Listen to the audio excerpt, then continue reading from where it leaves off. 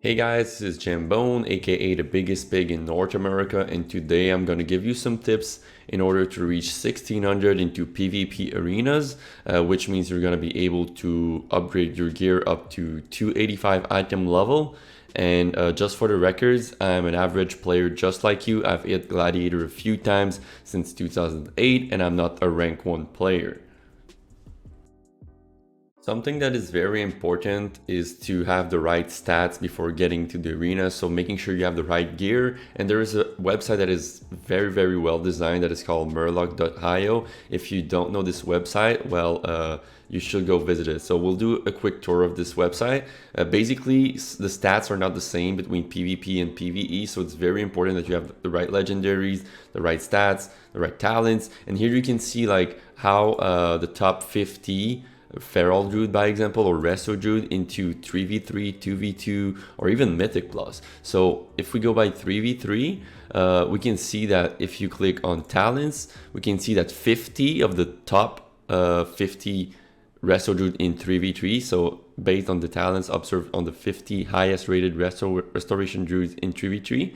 So you can see which talents they use. So basically, you can go around, look at the trinkets, look at the stats priority. This one is very important. So as a Resto Druid, by example, you will need haste, then verse. So basically, click on your class. If you're going to do 2v2 or 3v3, select those stuff, and you're going to be able to have the right gear to min-max your damage into the arena, which is very important because guys, if you think about it, an arena, the basics are your trading cooldowns on a timely basis, let's say it like that, in order to do more damage than your opponents. So that's the basics of an arena, and then there's the positioning and everything. We're not going to get into this today.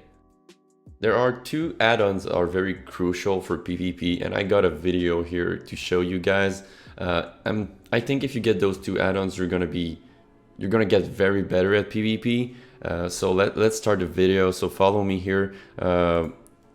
First to the top here, you see that my target is Ironbark, right? So there's like 1 second remaining on Ironbark. So that's an add-on called Big Debuff. You should get this add-on. It's going to show you a lot of information. By example, you see here that the DH is like 15 seconds. I think it's on Metamorphosis. So as a healer, it gives me the info that, holy shit, that's his burst, right? So I need to use some defensive. Again, I need to trade some cooldown in order for my partner to survive.